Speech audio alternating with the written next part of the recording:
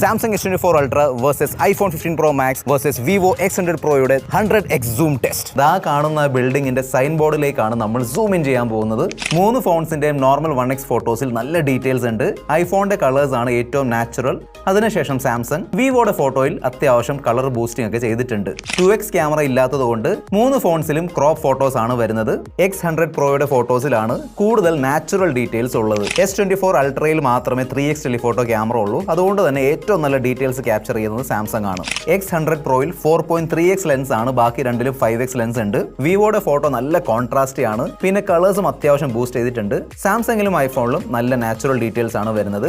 ഇത്തവണ S24 Ultra'യിൽ 10x zoom lens ഇല്ല. Still best details capture ചെയ്യുന്നത് S24 Ultra ആണ്. 25x ആണ് ഐഫോണിന്റെ മാക്സിമം സൂം.